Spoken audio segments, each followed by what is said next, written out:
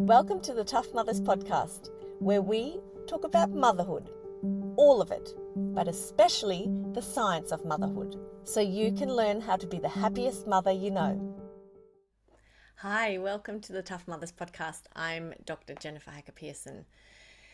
I'm a mum who struggled during motherhood, and I created Tough Mothers because I wish the science-based education I teach was around when I needed it. I have a PhD in neuroscience, a psychotherapy degree, a meditation teacher accreditation, and since becoming a mum, I have over a decade of matrescence research under my belt. What's matrescence? Quite possibly the most transformational time in your life, when a woman becomes a mother. I want to teach you everything I've learned. I want you to know what I didn't know when I needed it the most, so you can thrive during matrescence and learn how to become the happiest mother you know. It's very important to me that all mothers can access the information shared in this podcast for free. So to make that happen, please subscribe to my YouTube channel, Dr. Jen Tough Mothers, and please tell all your family and friends about the Tough Mothers podcast. I'm so looking forward to bringing you this episode, but first I would like to say that this episode, like all episodes of the Tough Mothers podcast, was created purely to inform you. It is not a substitute for medical advice. So if you need help, please contact your GP. Okay, let's jump into it. Is what you're feeling matrescence or postpartum depression? I've been wanting to do an episode about this topic for a while. I'm currently writing about it in my new book, so I thought, what a great time to also share it with you. It really saddens me that matrescence is not yet a well-known word. And I say yet because I dearly hope that by the time my daughter has children, if she chooses to, matrescence will be as well known and well studied as adolescence. Did you know there are numerous peer-reviewed scientific journals dedicated entirely to adolescents? In case you didn't know, peer-reviewed journals are the gold standard of science research, so very dear to me. How many journals do you think are dedicated to matrescence? None. A big fat zero. And that to me is so indicative of how much society values this monumental transition women go through when we become mothers, i.e., not very much at all. Never mind the fact that without mothers there would be no babies and therefore the human race would not continue. But let's not let that small fact get in the way of everything. If you haven't heard of matrescence before today, you're not alone. I recently did a study amongst mums on my Tough Mothers social media pages, which you're welcome to join on Instagram and Facebook with the handle at Dr. Jen Pearson. And out of the roughly 6,000 people who answered, only 2% had ever heard of the term matrescence before they came across my work. I know this is not a rigorous scientific experiment, but it does give us a good idea of how much work needs to be done to get the understanding of matrescence into the mainstream. So matrescence, as I've mentioned in the intro, can in its most simplistic form be defined as the process of becoming a mother. But it's so much more than that. Just like adolescence isn't just the process of becoming an adult, matrescence incorporates the physical, psychological, emotional, social, and spiritual transformation a woman goes through when she enters motherhood. We're changed in the most beautiful and profound way. If you've had a baby before, I'm sure you can attest that the woman you were before you had your baby and the woman you are now are almost two different people. That's because when we have a baby, we also give birth to ourselves, the mother. But this is not recognized in our society. It is expected that when we go off to have a baby, we come back as the old us, but now just with a baby, which should seamlessly slot into our pre-baby life so we can carry on being the person we were before, just with a baby. If you're on audio only, right now I'm shaking my head because this is insane. Because aside from the physical changes that matrescence brings, which are described in my first book, I wish someone had told me unspoken truths about what really happens to women during labour, childbirth and the first few weeks of motherhood, I can give you a very concrete way to tell that women are changed when we become mothers. our brain changes. I love my science, and I especially love neuroscience, and I'm really pleased to tell you that there have been a few studies done now on the brain changes in women when we become mothers, such as the fabulous work by Pil-Yong Kim and colleagues who have identified neuroplasticity in the mother's brain. So exciting.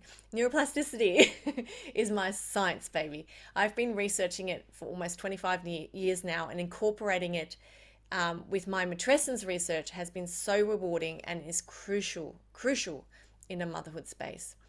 I will bring you a whole separate episode about the neuroplasticity and matrescence in the future, but I just wanted to mention that there are significant changes seen in a woman's brain when she becomes a mother, which shows us that a woman has changed. Really no surprises there. But how do we experience these changes? Well, unlike adolescence, matrescence can manifest differently for every woman. And interestingly, matrescence can differ within the same woman as she has subsequent babies. Yes, we go through matrescence every time we have a child. So I can't say this and this is going to happen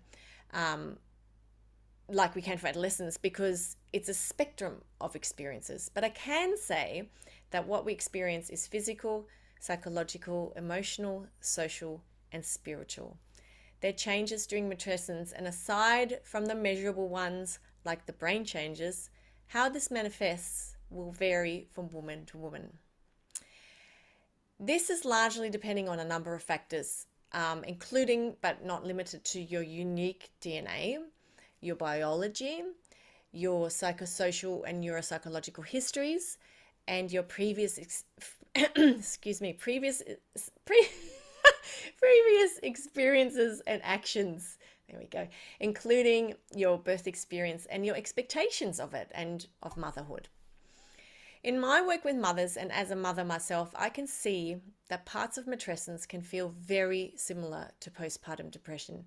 In fact, looking back now, when I was struggling after my third baby was born, I wonder, was it matrescence or postpartum depression?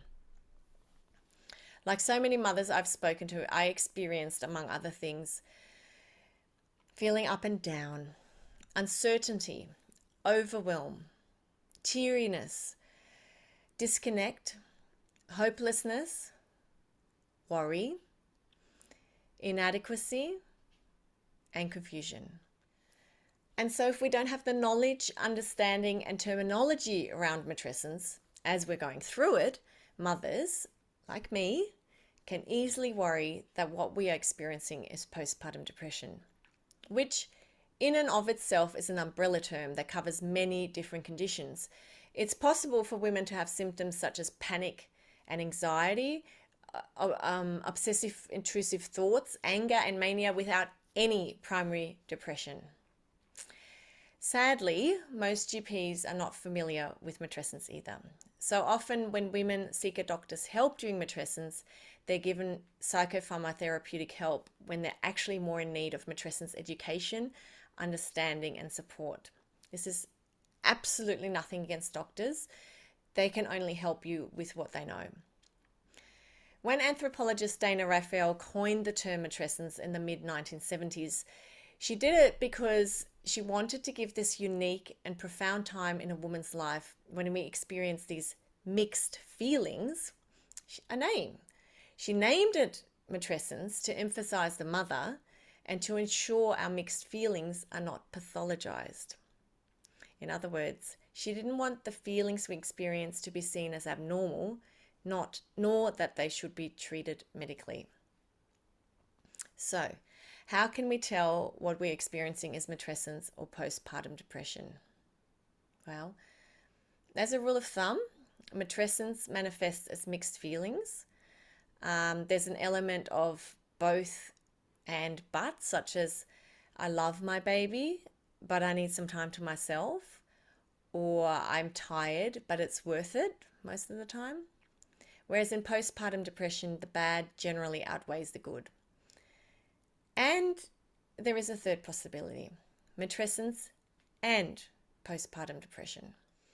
Postpartum depression, being an umbrella term, means it is also a spectrum. So yes, you can experience postpartum depression alongside matrescence. Katie Rickson, a mum and amazing writer, penned a beautiful insight into her life with matrescence and bipolar. I strongly encourage you to read it at toughmothers.com/matrescence and bipolar, all one word. I also encourage you to learn more about matrescence and you in matrescence, whether it's through Tough Mothers or elsewhere. And if you're considering going to an expert for help, whether it's a GP or a therapist of any kind, please ask them if they're familiar with matrescence so they can support you through it. Opening up this conversation and using terminology around matrescence will be really very beneficial for you. There are loads more resources on this topic and many more at toughmothers.com. And if you're interested in my book, I Wish Someone Had Told Me, Unspoken Truths About What Really Happens to Women During Labour, Childbirth and the First Few Weeks of Motherhood, you can find more information and how to purchase it at toughmothers.com/books. Thank you for tuning into the Tough Mothers podcast. I'm Jennifer Hacker Pearson. If you enjoyed this episode, please consider leaving a 5-star rating and a review on your favorite podcast app. And please also subscribe to my YouTube channel, Dr. Jen Tough Mothers. This way I can keep bringing you free information about motherhood that will help you be the happiest mother you know. See you next time.